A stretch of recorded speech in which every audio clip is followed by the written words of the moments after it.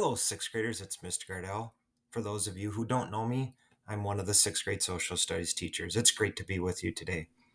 By this time, you watching this video, you should have a good understanding of what BCE and CE mean if you would have gone in numerical order. So I'm hopeful that you're at that point.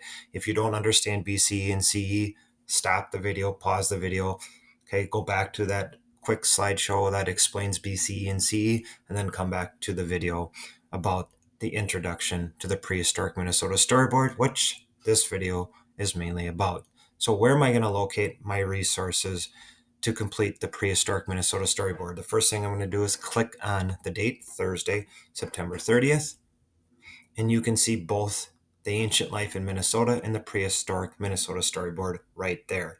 I've already pulled them up, but one thing that I want to bring to your attention is when you click on the Prehistoric Minnesota Storyboard, make sure you open the assignment with Cami and don't go too quick. Make sure you take a peek in here so you understand the grading scale as well as the criteria for it, and I'll explain everything with regards to the directions for this storyboard. So what the directions state is this: create a storyboard on prehistoric Minnesota using the Ancient Life in Minnesota resource, which is located in Schoology. That's this document. I'll get to it in a moment.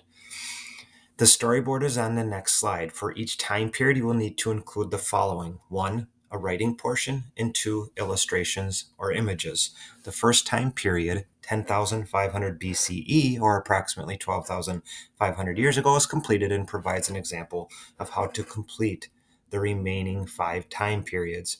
So what you're going to ultimately do is, for each time period, you're going to need to include 2 complete factual and descriptive sentences. And so I want to repeat that: 2 complete factual and descriptive sentences.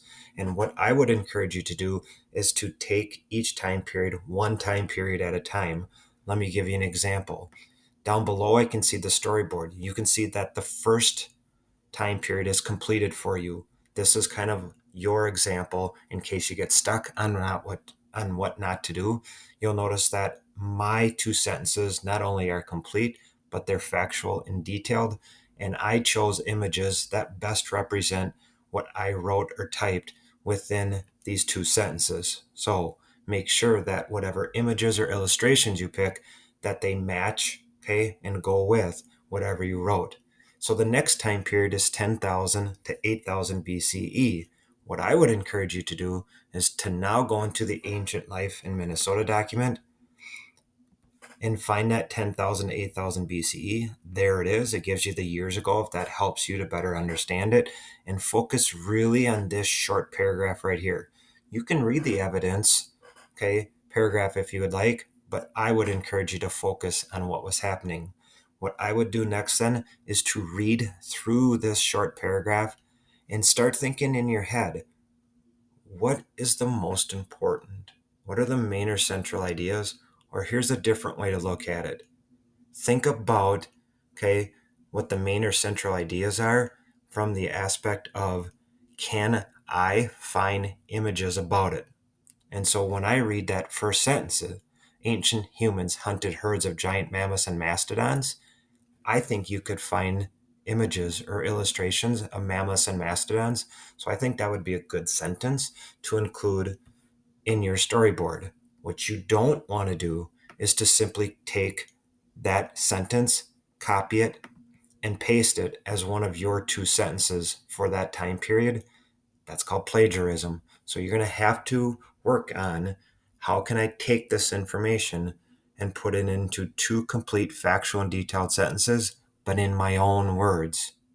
So again, how am I going to take this information from this time period and type 2 complete factual and detailed sentences right here? Once you complete the detailed factual and complete sentences, what I would encourage you to do next is find the images on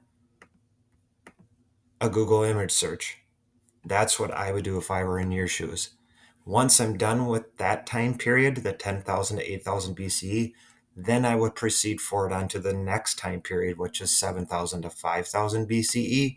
And if I scroll down in my Ancient Life in Minnesota document, resource, there it is.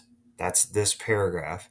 I would repeat the process, read through it, look for, words, phrases of images that you can find on Google, and that's probably going to be what you're going to want to include within your 2 descriptive, factual, and complete sentences for that time period, and repeat the same process over and over until you get through all 6 time periods. So let's recap. How many sentences do you need for each time period? 2. How many images do you need? At least 1, but my preference would be is that you find at least 2. I think 3 is too many for sure. 4 images is far too many, but do your best. And as always, if you have any questions, don't hesitate to reach out to your social studies teacher. Take care and have a great day. Thank you.